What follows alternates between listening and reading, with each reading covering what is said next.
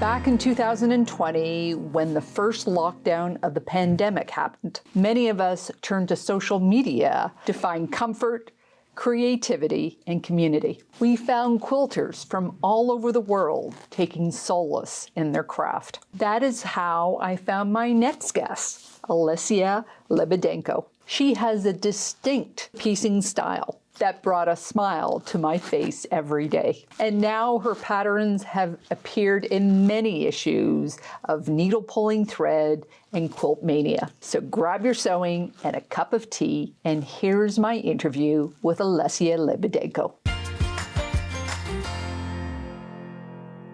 Welcome, Olesya, to the show. I understand you are coming to us just east of Toronto, correct? Yes, I was there. Right now, I'm located in Ottawa. You're in Ottawa. When did you move? 2 weeks ago. 2 weeks ago. Okay, so that's quick. I didn't have enough in my life, Karen. I needed more challenges, okay, so I was picked up as a Bernatec's ambassadors, and Bonita ambassador, and auction, and yes, and stress. You're not originally from Ontario, though. No. Where are you from? Originally, I'm from Ukraine. When did you move to Canada? Just before COVID. We didn't plan COVID. We planned a lot of fun and a lot of projects. We moved in 2019. You got on my radar because during COVID, you published every day in your Instagram feed these wonderful, small, tiny blocks with characters in them, and they were made of 1,000 pieces. When did you start making these blocks? That will be a very long story, actually, because first time I visited Canada, it was 2017. It was Quilt Canada, right? So, and Creative Festival. So I met so many gorgeous people there, just amazing. Especially Joy Paolozza, Adrienne Gallagher, and Carla Canonico. She is their chief editor in Needle Pulling Thread.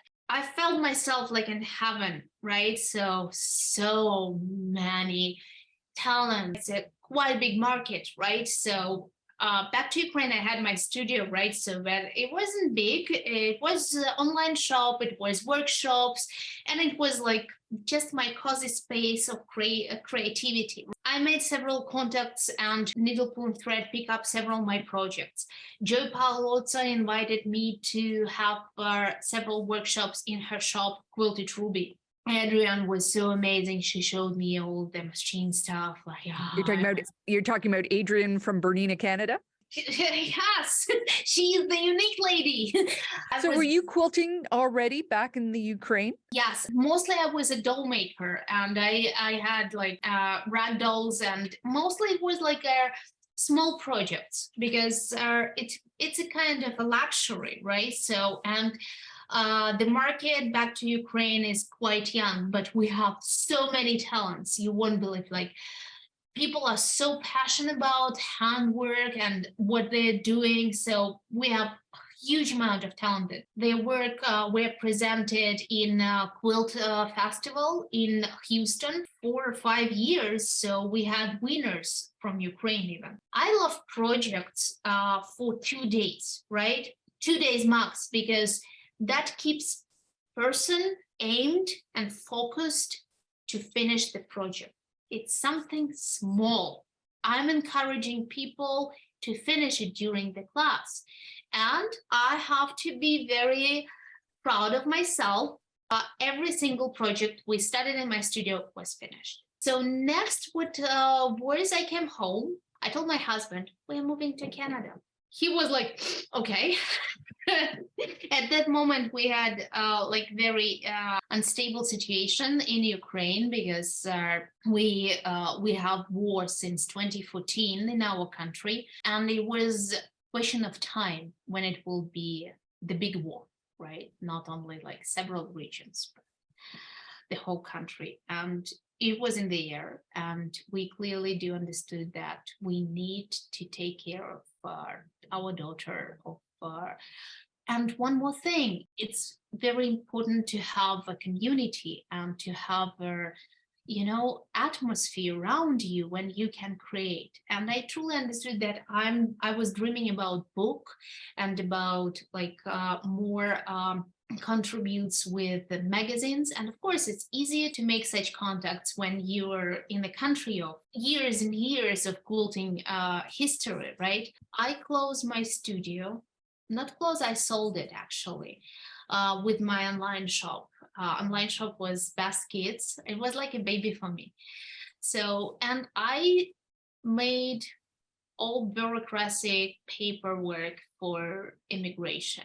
That was a nightmare, right? So when you sit there and you need a paper because this paper should deal with that paper. So, and then 9 copies of everything.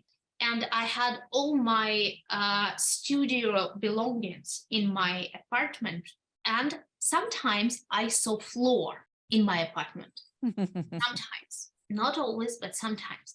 So, and I was so frustrating and I was so depressed with all of this paperwork and other stuff. I was challenged myself that since the 1st of April, I will do 1 block per day. And it shouldn't be something very fancy. It should something keep me busy and just do something every single day.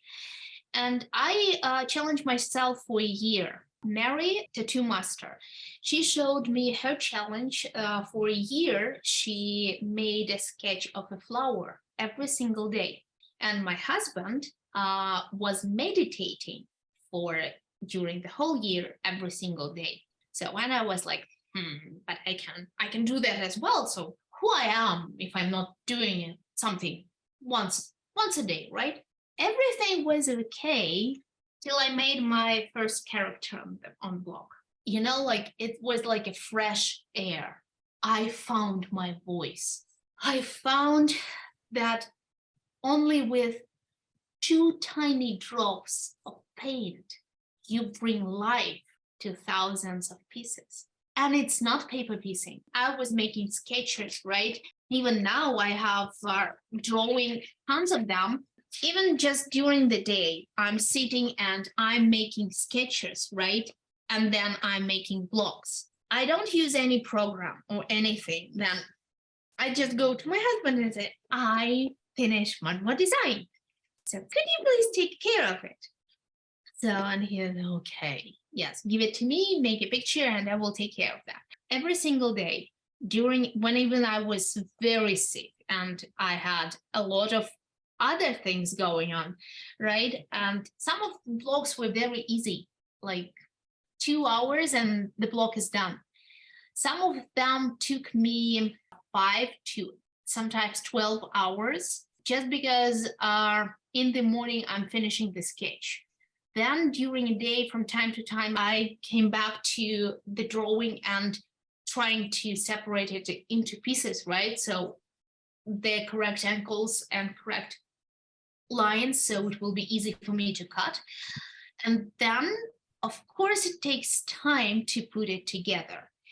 And because I challenged myself for a tiny square, I just wanted, not to use tons of fabrics because I have so many scraps from my classes. So I just wanted to find the way how to use them properly and to make something beautiful. So you've never learned the technique of paper piecing. You just sort of, in any other quilt, you just develop this right on the spot. Just on the spot. Then I started to dig what's this, right? So it's basically it's a classical piecing, right? But their template built in such way that can easily be adopted to a classical foundational paper piecing. The template is itself, for me, it's easy when I transfer it to the wrong side of the fabric, right? And then I stitch it on machine if it's a quite big enlarged pattern, or just by hand if you on the go, right? I called it, thanks to Shelley from Ricky Tim's team, we called it paperless piecing technique. You have paper only for a template. Why I like it so much? I know that masters of FPP, they know how to keep an eye on ankles, right? So that all your squares will be perfect. But if you're not very experienced, what should you do if you'd like to have a cat with a correct nose, right? Or correct pores? That gives you the control with small pieces when you can just pin it in place, stitch it from point to point. And Karen, it's a magic because you have perfect line. And now you have you have 3 books out about it, don't you? Four. Four. Now Right you've now written it's 4 4. books. 4 books in 2 years. So which publisher are you with? I'm with Fox Chapel.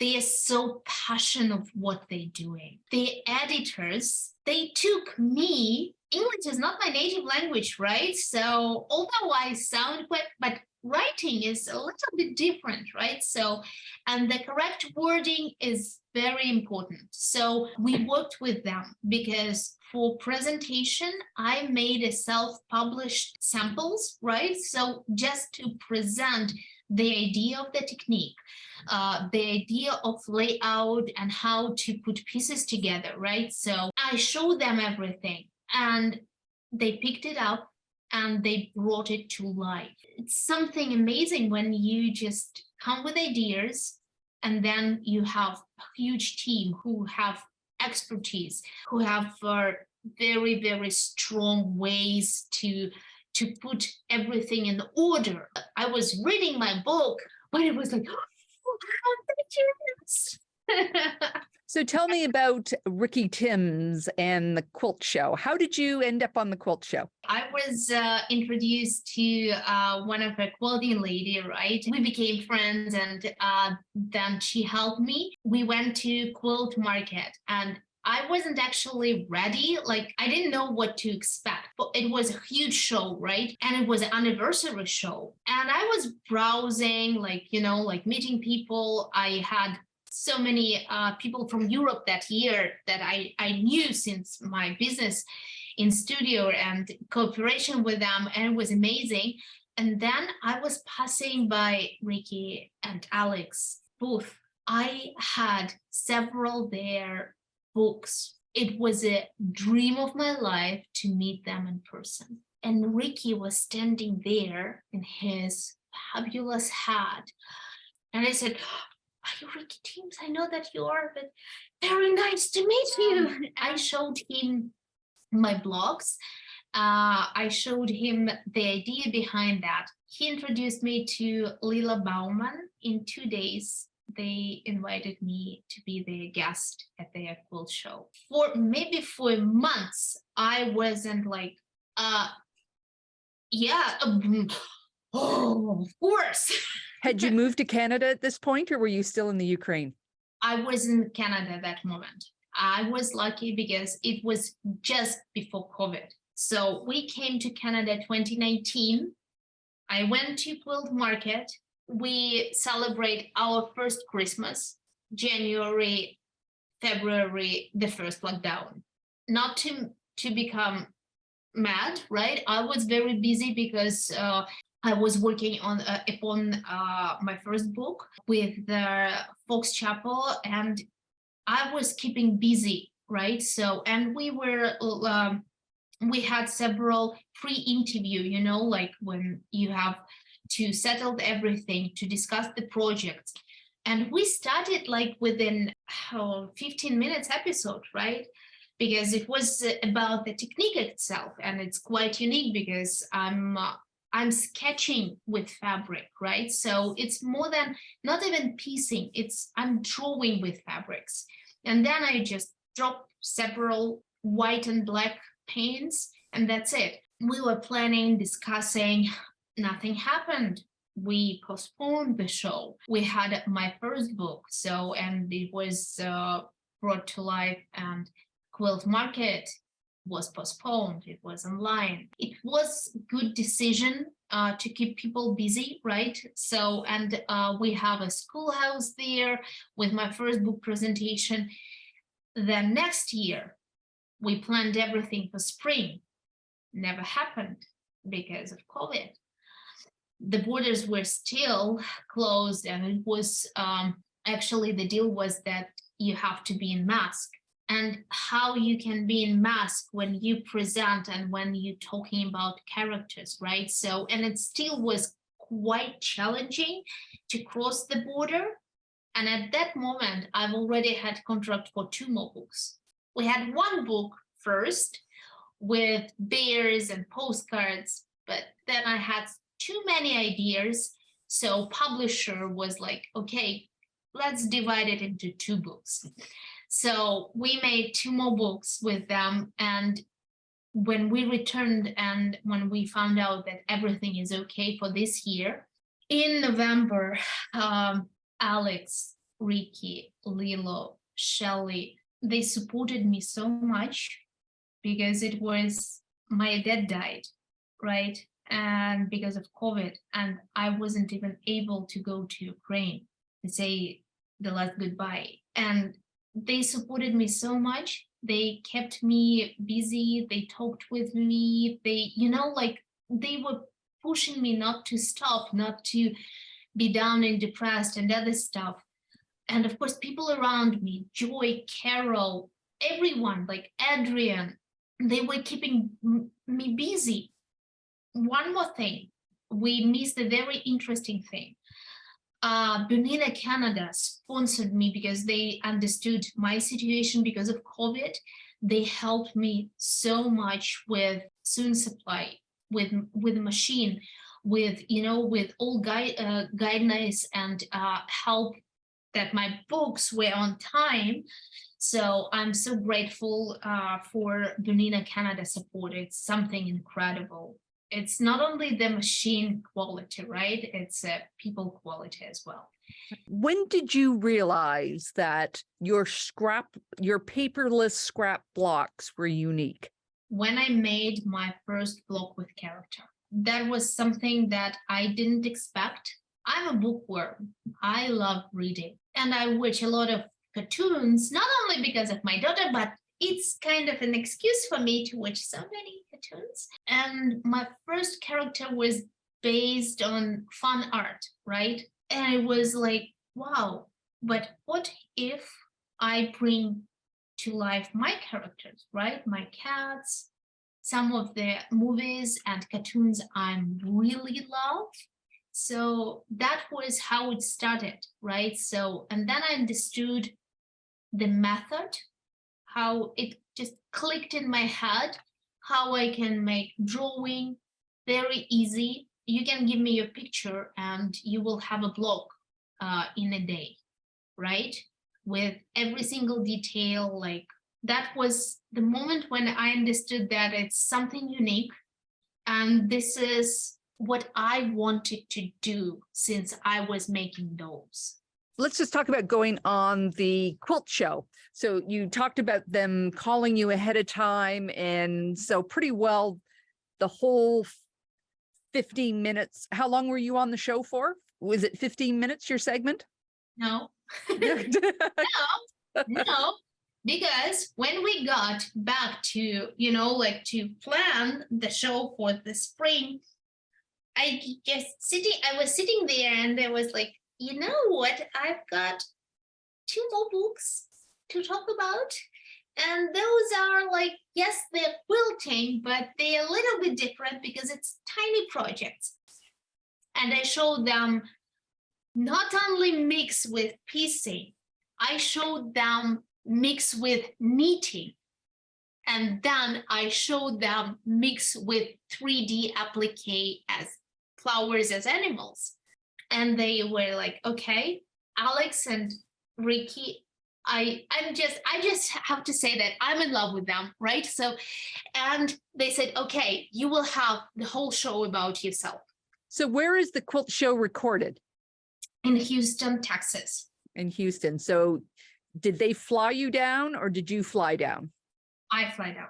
Okay. I fly. They took care of me there everywhere. So Shelly was like, she's so my mood because of Mariupol and everything what was going on in spring, and Lilo and how they helped me travel back. And when I traveled to States, I didn't realize that I will need a COVID test to be back to Canada. they took care of that, and they help me, they drive me everywhere. So they really care, not only like about art, they care about a personality. So who taught you to sew? My grandma. Both of my grandmas were cross teachers. Back to Soviet Union times, it was quite rare to find even threads. So it was very challenging to find something. And my great grandma, she was relocated from West Ukraine to far east in Russia. During her whole life, she was speaking Ukrainian, although it was like second, like no, yeah, it was very difficult at that times. But she was like very strict and direct in that point of view and her position. And in Far East, they have a special museum room named by my great grandma Maria, with her cross teachers work. She was singing very, very beautifully. And my grandma, first she gave me, like printed picture on the fabric. It was something very tough that I didn't have even enough strength in my fingers to pull the needle through. So that was my first design my grandma taught me. Then my father, he was a very wise man. At that moment when he gave me that present, I hated it. I was crying like crazy. When you're a teenager, right? When you have all this computer stuff and it's like first year of mobile phones and other stuff, your dad gives you a sewing machine. What would be your reaction? I was sitting there crying like Alice in the Wonderland. I was crying the sea, And my father was like, he was very patient and he was like, you will understand it later. And he was right, because that machine was with me for 23 years and it was working. Right now, it's in their child club studio where they have workshops and other stuff, because I wasn't able to bring it with me because in Canada, you have very different electricity. Yeah. So I wouldn't be able to use it. I love tools to work and to bring joy to others, and I know that machine is take care and kids love it and they still keep busy even during the war. So at least they having fun with that. So when did you make your first quilt?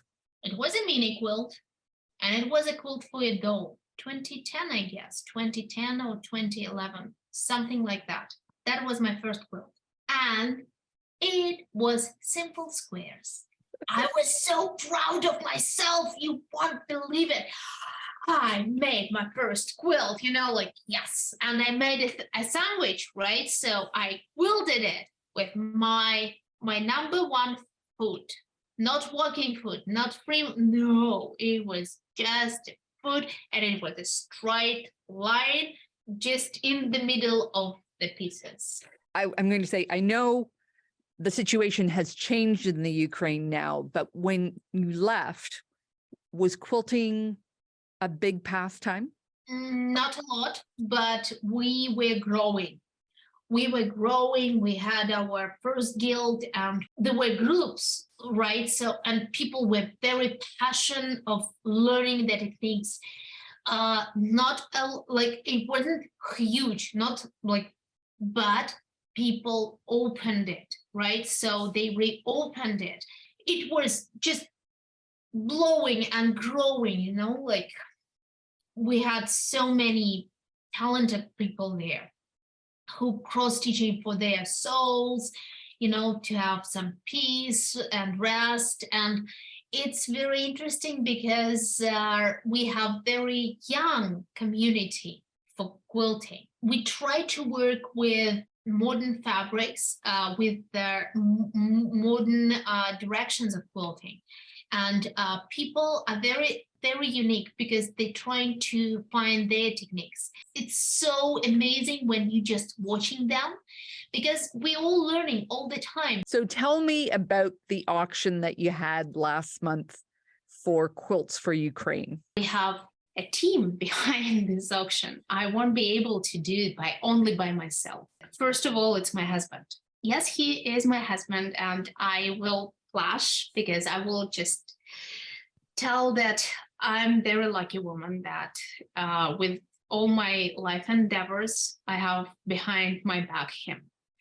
He took care of every single tech things, like with the patterns, with the tutorials, he even counted fabrics, what I need to make those quilts. Some ladies who took care of my bookkeeping and my bank account.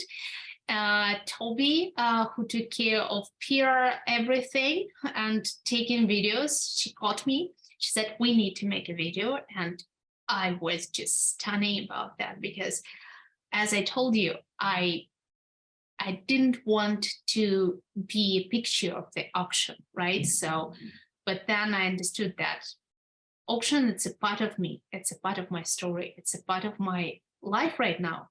So we took and made videos. And I tried to be very, very quick, minute video. Me and the minute. No way. It should be several hours. Then it's me. So I'm quite talkative. And of course, it's Adrian. And of course, it's Donina Canada. And of course, Tanya, who took care of my very favorite quilt. And of course, Anastasia, who told the story through pictures.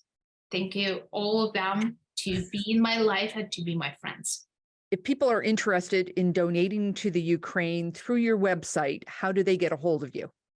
There is 2 ways of that. If they want to donate through patterns, I have 3 designs on my Etsy shop, and all raised funds will go directly to charities on the ground. I was telling you about them. So I just know them and I trust them as myself. And it's easy for me because we do it through PayPal, right? So it's a little bit easier and quicker than we can. And the second way, to go directly to their pages and donate them directly. I'm grateful for any word, any donation, any volunteering, anything. What is the name of the website to go to? OlesyaLdesign.com. And if they want to find you on Instagram or Facebook? Olesya Lebedenko Design. So you will see my picture and you will see my characters. So. Right. Well, thank you very much for being on the show today, Olesya. It's been great catching up with you, and I'm grateful that you shared your story with us. Thank you very much. Thank you so much for the invitation. I'm honored to be a guest, and it's a pleasure to get together with you all the time. Hug you, Karen. Thank you so much. Thank you. I hope you've enjoyed my interview with Olesya Lebedenko. Her energy and enthusiasm is so contagious, you just want to give her technique a try. If you are interested in taking one of her classes or purchasing one of her books, I will leave a link to those in the notes below. And you'll definitely want to follow her on social media, and I'll leave those links below too. If you are interested in helping the people of the Ukraine, I'll leave a link where you can donate also in the notes. There will be no interviews next month. I am taking a break from the series. I am preparing for the Panama cruise, the launch of the pattern Maple and Eucalyptus, and I will be going to QuiltCon in Atlanta. But I hope to return to the interviews in March, so be sure to subscribe so you'll be notified when they go live. Luckily, there are over 50 Karen's Quilt Circle interviews. So next time you're in your sewing room, be sure to have one playing on in the background. I have interviewed so many amazing, interesting people in this series. Let one inspire you. And check out last week's video on why decluttering is so hard. Take care, and I'll see you next time.